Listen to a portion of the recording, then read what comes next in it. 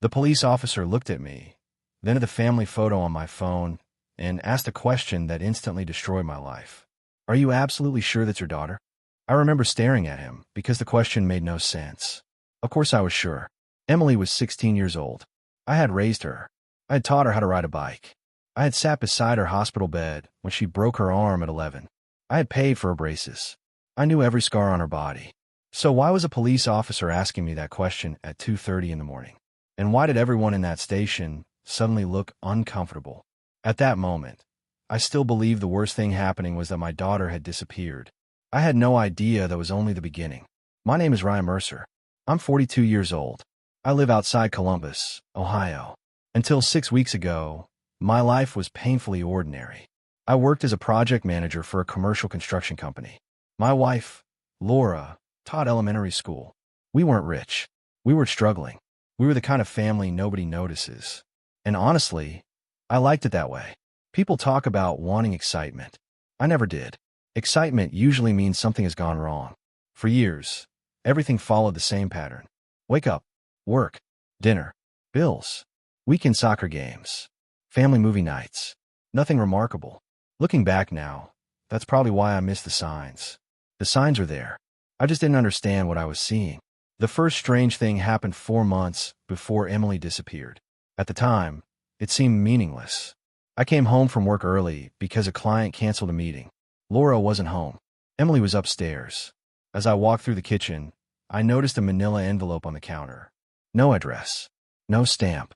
Nothing written on it. It looked old, like it had been stored somewhere for years. I wasn't trying to snoop, but part of a document was sticking out. I saw my wife's name. Then I saw a date. 1999. More than 20 years earlier. Before I met her. Before Emily was born. Before any of this. I remember reaching toward the paper. Then hearing the front door open. Laura walked in carrying groceries. The moment she saw the envelope, her expression changed. Only for a second, but I noticed it. She grabbed it almost immediately. Too quickly. Like someone protecting something. "What is that?" I asked. She smiled. Not naturally. Forced. "Old paperwork." "What kind of paperwork?" "Nothing important." That should have been the end of it. Everyone has old documents. Everyone has a past. But something bothered me. Not the envelope. Her reaction. Because Laura was a terrible liar. And for the first time in 17 years of marriage, I was almost certain she had just lied to me. A week later, I forgot about it. Mostly. Life got busy. Projects piled up. Emily was preparing for driver's education. Everything felt normal again. Then another strange thing happened. This time involving Emily. One Saturday afternoon, she asked a question completely out of nowhere. We were driving home from a soccer tournament. Laura wasn't with us. Just me and Emily. She stared out the window and said, "Dad, do you believe people can hide things forever?" I laughed. "What kind of things?" She shrugged. "Big things." I figured she was talking about school drama. Teenagers always are. Eventually the truth comes out, I said. Usually. She was quiet for several seconds. Then she asked, "What if the truth hurts everyone?" I looked at her. She looked genuinely worried. Did something happen? No. But she answered too fast. Then she changed the subject. At the time, I assumed she was dealing with typical teenage problems. A boyfriend. Friends. Social media nonsense. I didn't push. Now I wish I had. Because that conversation keeps replaying in my head. Over and over. Like a warning, I failed to understand. A month later, things got stranger. Laura began receiving phone calls she wouldn't discuss. At first, I barely noticed. Then I realized the pattern. Whenever the same number appeared, she'd leave the room. Sometimes she'd step outside. Sometimes she'd go into the garage. One night, I walked into the laundry room while she was talking.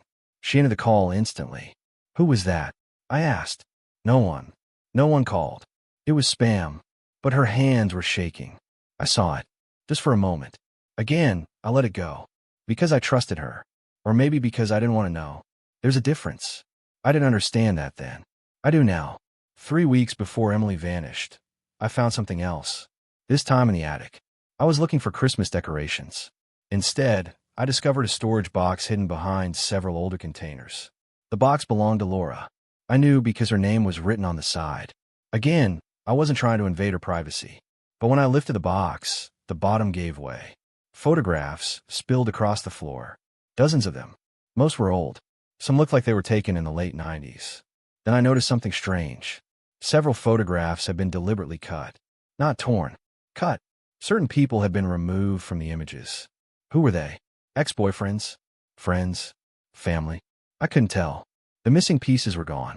Only empty spaces remained. And then I found one photograph that made me stop breathing. It showed Laura standing beside a man. Both looked very young, maybe 20 years old. The man's face had not been cut out. I had never seen him before. Yet something felt familiar. Not him. The expression on Laura's face. She looked terrified. Not sad. Not nervous. Terrified. As if the picture itself had been taken during a moment she wanted erased forever. I put everything back before she got home. I didn't mention it. But for the first time, questions started forming. Questions I couldn't answer. Who was that man? Why remove people from photographs? Why hide the box? And why did Laura seem increasingly anxious every week? A few days later, Emily disappeared. At least that's what I believed. Friday, 6:17 p.m. She texted Laura. Said she was leaving a friend's house. The drive home should have taken 12 minutes. She never arrived. By 8 p.m., Laura was panicking. By 10 p.m., we were calling everyone we knew. Midnight. Still nothing. No calls. No messages. No activity on her social media accounts. No explanation. Nothing.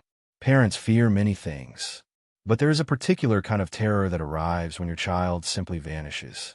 No accident. No explanation. No answers. Just absence. The human mind fills that silence with monsters. Mine certainly did. I imagine kidnappers. Car crashes. Violence. Things I can't even repeat. By 1 a.m., police became involved. Search teams started working. Friends and neighbors joined. The entire night blurred together. Then came the moment in the police station. The question. The one that changed everything. Are you absolutely sure that's your daughter? I demanded an explanation. Nobody answered immediately. The officer exchanged a look with the detective. The detective opened a file. Inside were documents. Photographs. Reports. I couldn't understand what I was seeing. Then he asked another question. One that felt even stranger. Mr. Mercer, has your wife ever talked about California? California? What did that have to do with Emily? What did that have to do with anything? No. The detective nodded slowly, as if he had expected that answer. Then he said something I'll never forget. We may have found your daughter. Relief exploded through me. For 1 second. One beautiful second. Then he finished the sentence. But she may not be the person you think she is. I thought they were insane. That's the only explanation that made sense. Emily was Emily. End of story. But then they show me security footage. A gas station. 300 miles away. The video clearly showed Emily. There was no doubt. Same face. Same hair. Same jacket. Same everything. Except she wasn't alone. Standing beside her was a woman I'd never seen before. A woman approximately 60 years old. And Emily appeared completely calm. Not kidnapped. Not frightened. Not forced. Almost comfortable. The detective paused the footage. Then zoomed in. The older woman was crying. Emily was holding her hand. And suddenly a new question appeared. If Emily had been abducted, why did she look like she was comforting someone else? The next morning, investigators located the vehicle from the footage. By afternoon, they found the woman. What happened after that made even less sense. The woman claimed she knew Emily. Not recently. Not casually. For 16 years. Exactly 16 years. She also claimed something else. Something so impossible I laughed when I heard it. Then I saw nobody else was laughing. The woman insisted Emily belonged to her family. Not mine.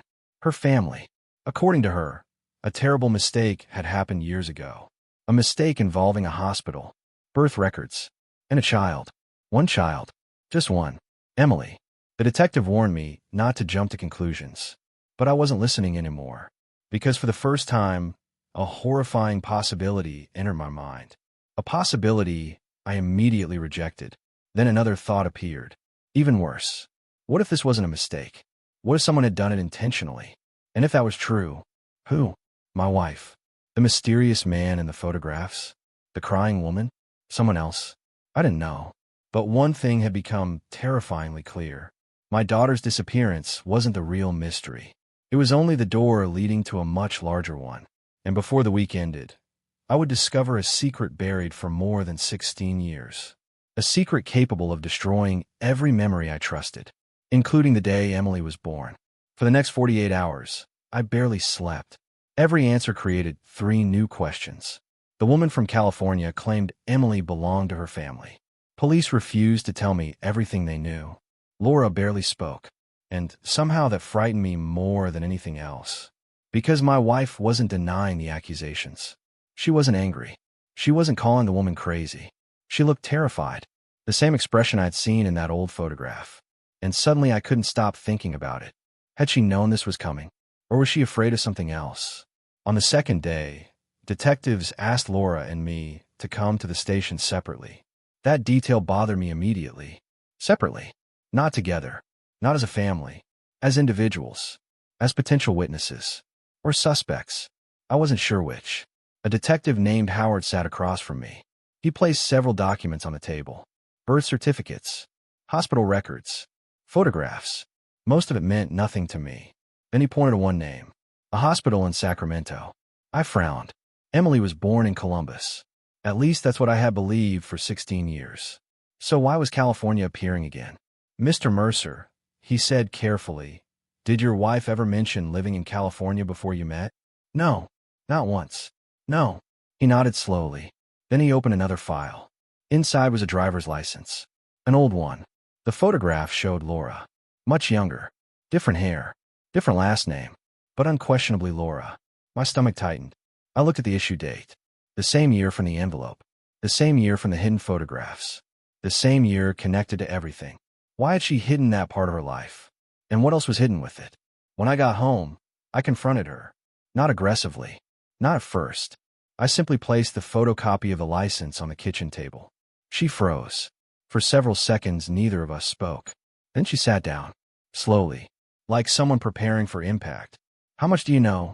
She asked. That question terrified me. Because innocent people don't usually ask that. They ask what happened. They ask what someone said. They ask why.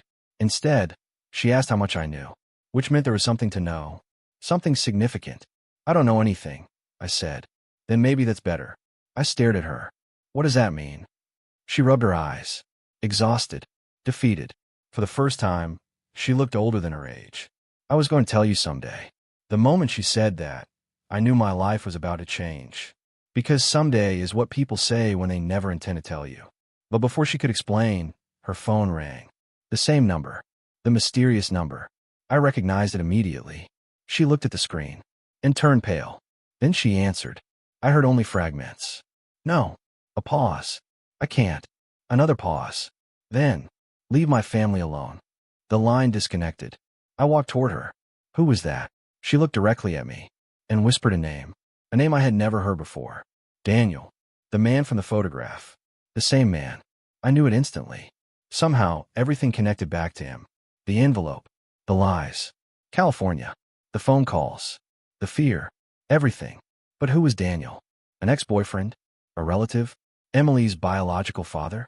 The possibilities raced through my head. None of them felt right. That night I couldn't sleep. Around 2 a.m., I got out of bed. Laura was gone. At first I assumed she was downstairs. She wasn't. Her car was missing. I called her. No answer. Called again. Nothing. For nearly an hour, I sat in the dark, imagining the worst. Then she returned. Her eyes were red, like she had been crying. She claimed she had gone for a drive. Just a drive. At 2 in the morning. After weeks of lies. I didn't believe her. Not anymore. The trust was beginning to crack. And once trust starts breaking, every small detail becomes suspicious. Every silence. Every glance. Every missing explanation. The next afternoon, detectives called. They wanted me to review security footage. More footage. This time from a motel outside Indianapolis. The date shocked me. 3 weeks before Emily disappeared. I watched the screen. A car entered the parking lot. A woman exited. Then another person stepped out. My heart stopped. Emily. 3 weeks before she vanished. 3 weeks before anyone suspected anything. She had already been meeting someone. Voluntarily. Secretly. The footage showed her entering a room. Alone. 2 hours later she left. Again looking calm. Again not frightened. Again acting like nothing was wrong. I felt sick. Because now another possibility emerged. What if Emily hadn't been kidnapped? What if she had been searching for something? Or someone? Detectives finally revealed one piece of information they had been withholding. The older woman from California had contacted Emily months earlier. Not weeks. Months. Through social media. Under a fake name. At first I was furious. It sounded like grooming. Manipulation. Predatory behavior. But then they showed me the messages. And everything became complicated. The woman hadn't asked for money. Hadn't threatened her. Hadn't manipulated her. Instead, she kept repeating the same sentence. Over and over. I still remember it. You deserve to know who you really are. Nothing else. Just variations of that sentence. Thousands of messages. Months of conversations. One question after another. One secret pulling Emily deeper. And suddenly I understood why she had asked me that question in the car. Do you believe people can hide things forever? She already knew something. Maybe not everything, but enough to start searching. That evening I confronted Laura again. This time harder. No more excuses. No more delays. No more someday. I demanded the truth. And finally she broke. Not completely, but enough. She admitted she had known Daniel. She admitted she had lived in California. She admitted she had left suddenly, without telling most people where she was going. Then she revealed something that made my blood run cold. Daniel had spent years looking for her. Years. Not months. Not recently. Years. Almost 17 years. Why? She wouldn't answer. Every time I asked, she became emotional. Terrified. And that terrified me. Because I began imagining possibilities worse than reality. Was he violent? Obsessed? Dangerous? Or was the truth something entirely different? 3 days after Emily disappeared, police finally located her. Alive. Safe. But not willing to come home. When the detective told me that, I thought I had misunderstood. What do you mean she won't come home? His silence answered the question. Emily was refusing. Refusing. My daughter. The girl who cried when I left for business trips. The girl who called me for help changing a tire. The girl who used to leave notes in my lunchbox. Now refusing to see me. Why? The detective wouldn't say. Only that she wanted time. Time for what? Time to process what? Nobody would answer. The following morning, I received a text from an unknown number. Only 3 words. 3 words that changed everything. I'm sorry, Dad. Emily. No explanation. No location. Nothing. Just those words. I called immediately. Straight to voicemail. Again. Voicemail. Again. Nothing.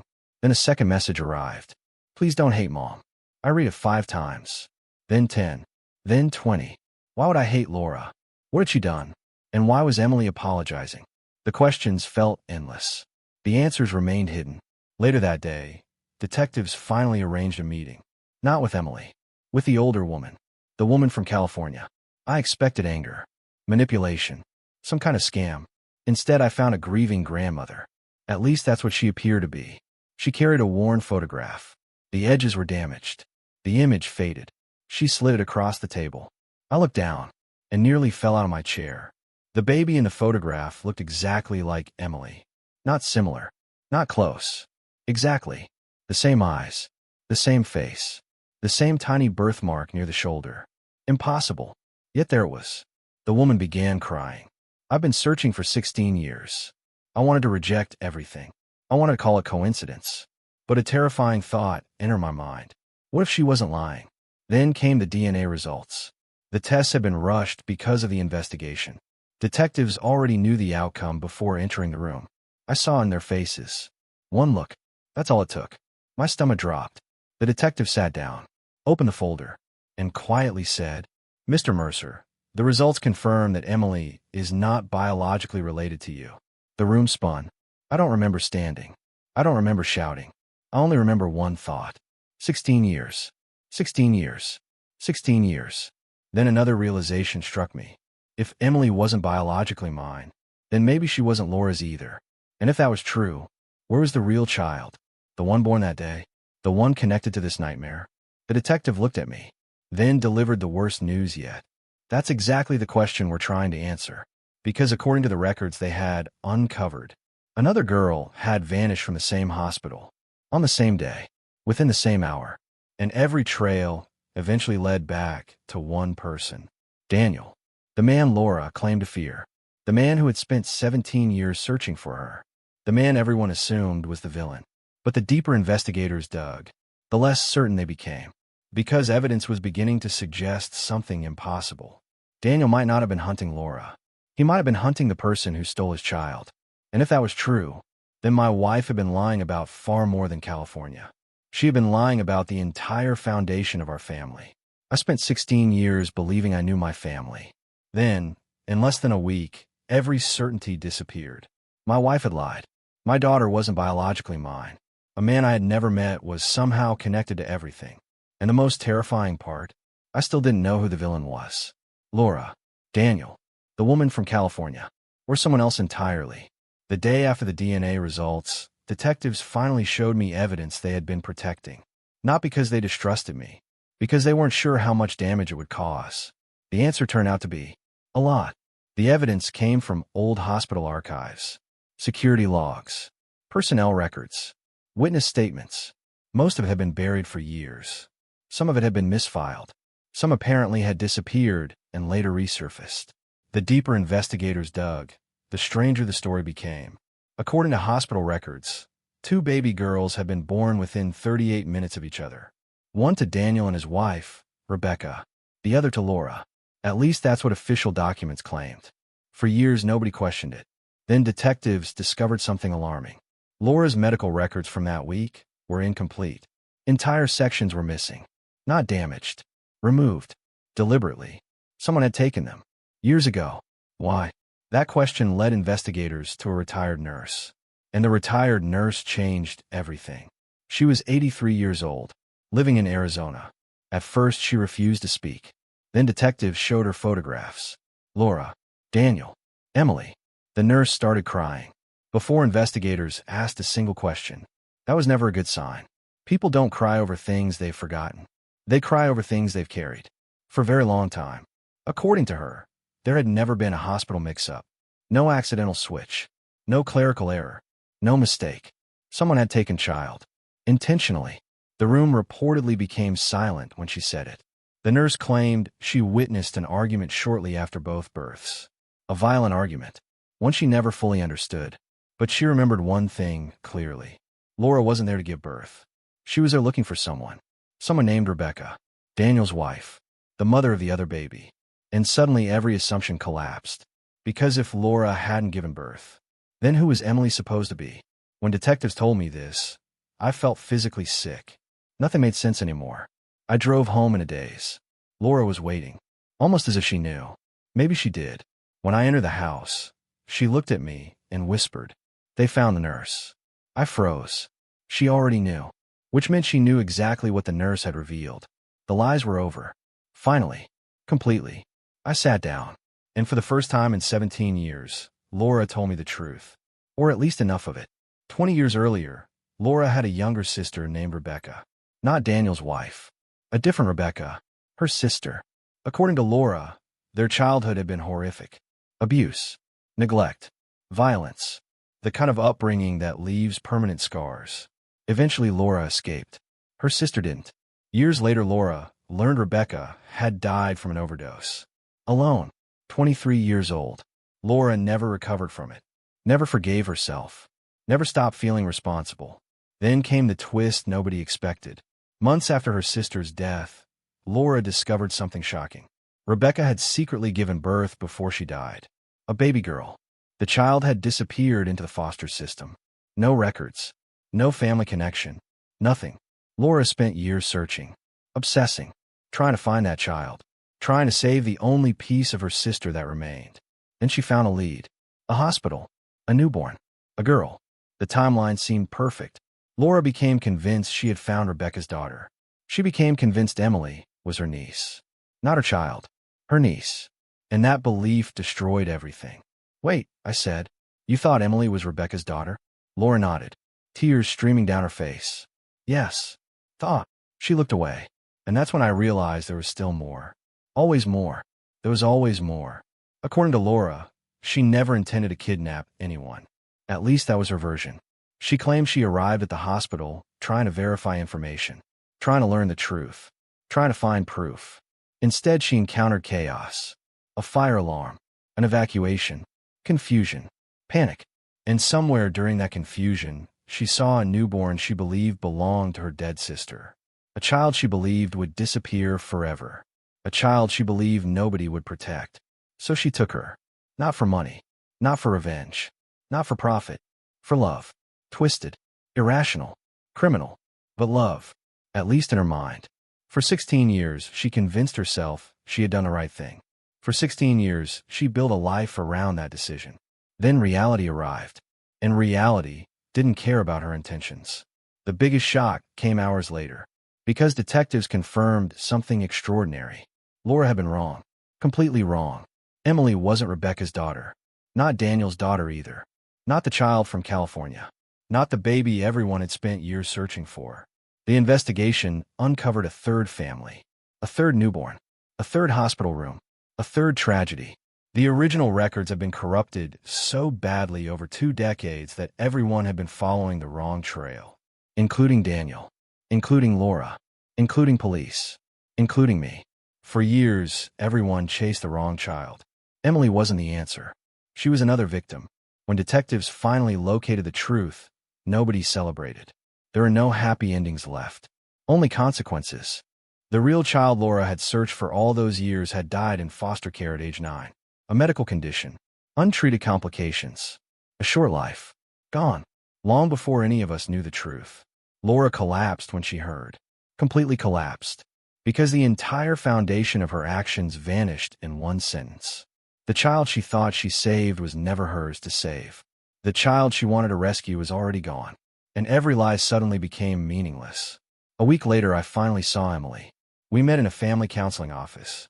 Neutral territory. No police. No lawyers. Just us. I was terrified. Not because she wasn't biologically mine. Because I feared she no longer considered me her father. The door opened. She walked in. And for a moment, I saw the same little girl who used to run into my arms after school. Neither of us spoke. Then she started crying. And so did I. Finally, she asked the question that mattered most. Are you still my dad? I had imagined hundreds of conversations. Prepared dozens of speeches. But when the moment arrived, only one answer existed. I always will be. That was it. No biology. No genetics. No paperwork. No legal definitions.